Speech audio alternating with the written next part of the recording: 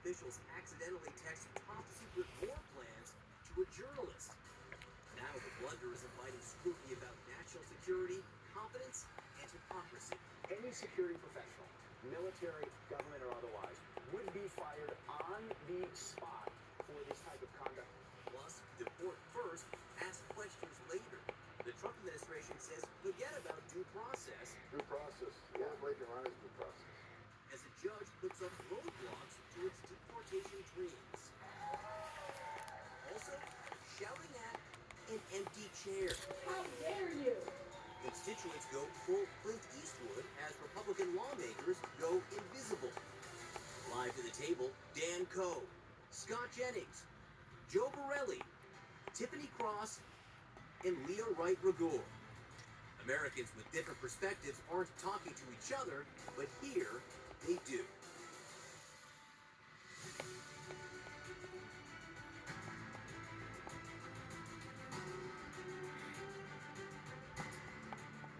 Good evening, everyone. I'm John Berman in New York, in for Abby Phillip. Let's get right to what America is talking about. Is it a mega mistake, a MAGA mistake, a mind-numbing mistake, or all of the above? And now there are accusations one senior official is flat out lying about it. Tonight there are questions if the Trump administration broke the law while endangering national security while using a group chat on Signal to coordinate a military operation on a foreign power. The Trump administration national security officials used what bros use to send memes to each other to coordinate a top secret strike on Yemen.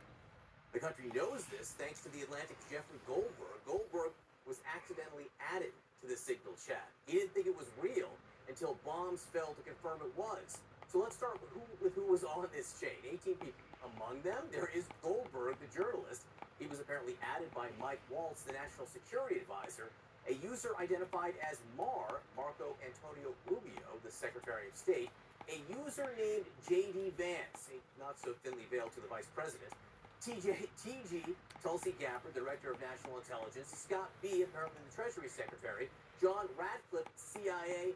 And Pete Hegseth, Secretary of Defense. All on it. Today, the National Security Council says this appears to be an authentic message chain. They say it shows the deep and thoughtful policy coordination between senior officials. Now, Hegseth heavy-handedly implied something far different. You're talking about a deceitful and highly discredited so-called journalist who's made a profession of peddling hoaxes time and time again, to include the hoaxes of Russia, or the fine people on both sides hoax, or suckers and losers hoax. So this is the guy that peddles in garbage. This is what he does. Nobody was texting war plans, and that's all I have to say about that. You could believe that, but then there are the screenshots showing a pretty fulsome debate about when to strike and how to exact concessions from Europe and Egypt for taking action. Then there's what Goldberg just said on CNN. No, that's a lie. He was texting war plans. He was texting attack plans. When targets were going to be targeted, how they were going to be targeted, who was at the targets, when the next sequence of attacks were happening. They were running a war plan on a messaging app and didn't even know who was invited into the conversation. I mean, it's an obvious, ridiculous security breach. Those things Goldberg talks about, what, who, where, when, why of attack sequencing, are the very kinds of things America's enemies would love to know. And the entire episode seems to make a mockery of a Hegseth declaration made just last week. Under the previous administration, we looked like fools. Not anymore.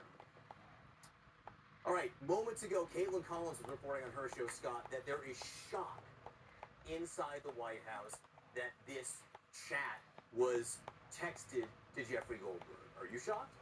Well, sure. I mean, it's a shocking thing, and they've admitted that it was a mistake and admitted that it's authentic. So they're owning up to it. I think they're still, based on what I've heard tonight, trying to figure out how it happened. I'm not sure the National Security Advisor Walls even knows Goldberg. In fact, I don't believe he knows him and has never met him. I did learn a few things in some of my conversations, if you're interested. One is that the Signal program was preloaded on a number of devices and agency computers in this circuit when they got there. So in their view, it was already in use. Number two, in some of the messages, they talk about needing to go to the high side computers, which is the classified system. So they clearly were knowing there was a line on what you could discuss in a chat like this versus classified system.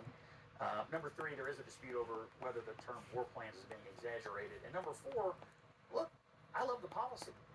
It's well executed. You've got a thoughtful policy discussion going on, and we did what the Biden administration would not do: stop these people from harassing our shipping lanes and our boats and our Navy. So good on the Trump administration for reversing the bad policy. So a wild triumph, and I will note that Pete Hegseth does not agree with you that it's all authentic. He went in and attacked Jeffrey Goldberg and said there were no war plans there. Is it the end of the triumph that Scott just described? Listen, I spent a significant amount of my time in the Situation Room of the Oval Office dealing with classified information, and as Scott knows, the amount of care that is taken to make sure that we are being respectful of the implications of American lives if that information were to fall in the wrong hands. You put away your phone, you take away your watch, anything that could potentially relay, that's so important. And the fact that 18 of the most senior government officials in this country were on a text chain sharing war plans, and not a single one of them, including the chief of staff, was supposed to be overseeing this, said, hey, maybe we shouldn't do this anymore, should concern people regardless of party. And one more thing, there were serious questions about whether the Secretary of Defense, Pete Hegseth, was qualified to be the Secretary of Defense. We got our answer today. Tiffany? This is so utterly ridiculous. It's not only a national embarrassment, this is a national emergency, John. And I just feel like anybody who has the temerity to come on air and try to defend this, Scott, you just said that they're apologetic or that they've admitted some sort of wrongdoing. We just heard the defense secretary deny this whole thing and instead choose to attack Jeffrey Goldberg, who did the responsible thing by not reporting out everything that he heard on this or read on the signal chat. When this happened, I actually talked to some friends who worked in Intel during the Obama administration and the Biden administration. And I asked, how do you normally communicate about something like this? And there's a skiff that you have to have the highest security level to participate in these conversations. You go in a room where there's no electronic devices allowed. There are no windows. It's taken very seriously.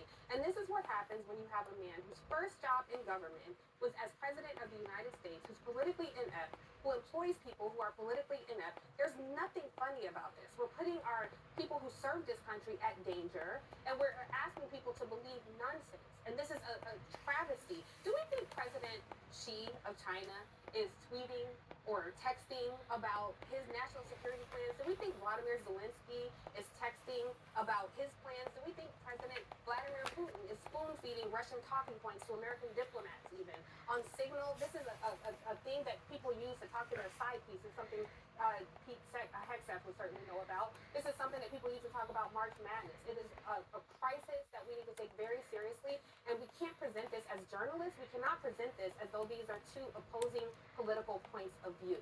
This is a serious issue that we need to take seriously. You take it seriously, Jeff?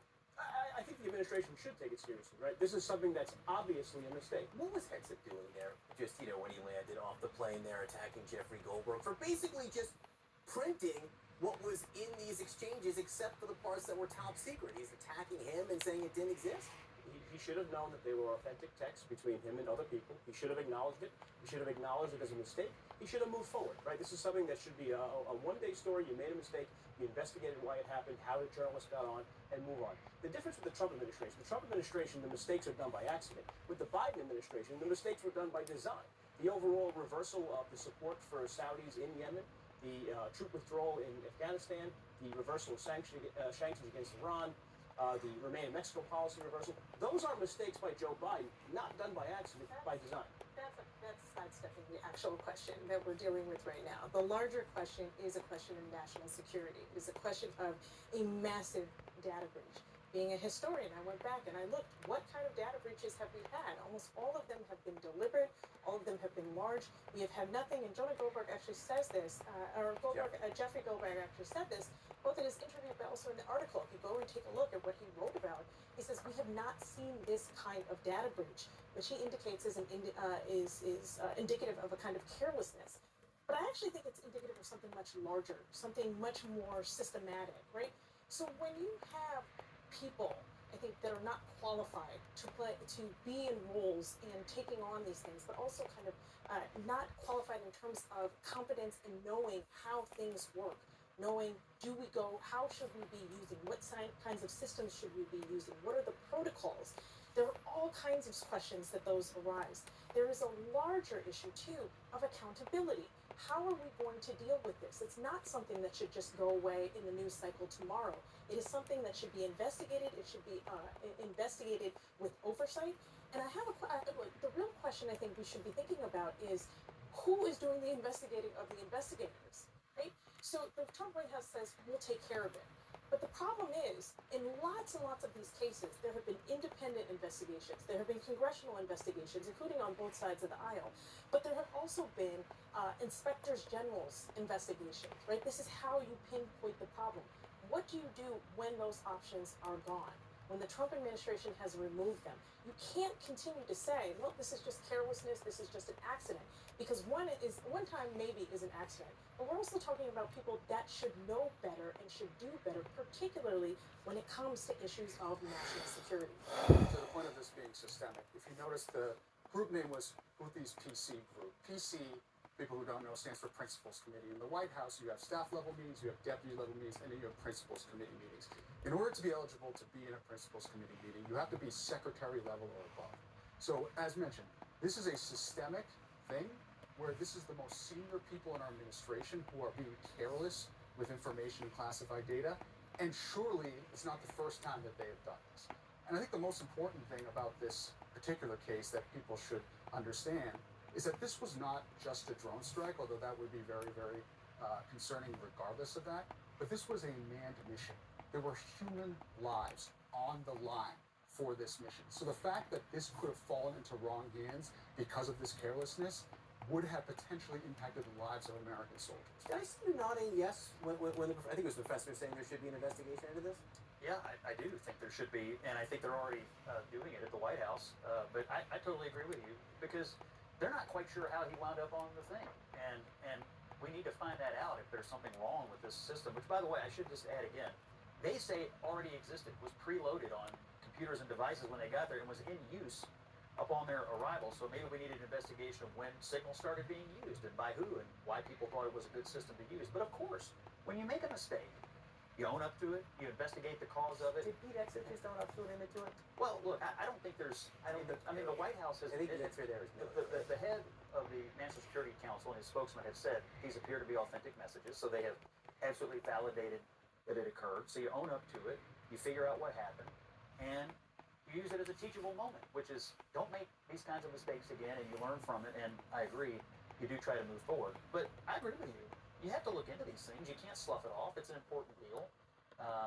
And I'm sure there's more details about it that we don't know yet, but that's what an investigation would uncover. But what does it say that our Secretary of Defense, who leads the largest employer in the entire world, 2.9 million people, and who oversees the best fighting force in the world, was willing to share war plans on a text message app? Well, there's a dispute about the nature of war plans between Hegseth and Goldberg, and I haven't seen what the texts look like, and neither have you, and so we'll let them fight that out. They're saying that it wasn't. I think this might be an issue of like capital W, capital P here. I don't know. They confirmed the authenticity of all the exchanges there, which included targeting information, personnel, weapons being used. That seems like, at a minimum, lowercase w, lowercase p war plan, yes?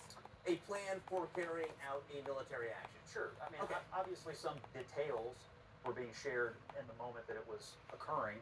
But again, we don't really know because Jeffrey didn't publish all these things, which was probably the responsible thing to If do. I have to choose between the two, I'm going to believe the journalist Jeffrey Goldberg. And we do know the danger of this, Scott, quite frankly, because in December, the FBI and the CISA warned, and they name-checked Signal, that we have to be careful about engaging these kind of platforms.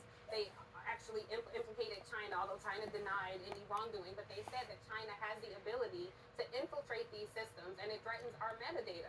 Now, this is before Kash Patel ran it, Mr. Deep State himself, so who knows what kind of nonsense they're spewing now. But this was actually something that our own American agencies warned us about, and the Secretary of Defense ignored those warnings and still involved Signal. And according to the reporting, Walt himself included.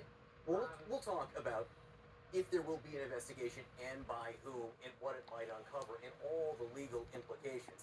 Democrats are already pouncing on all of this, calling for, quote, heads to roll. Will heads roll? I mean, people are talking about Mike Waltz, the National Security Advisor. Plus, breaking news in the standoff over whether Trump defied courts with his deportation flights. The Justice Department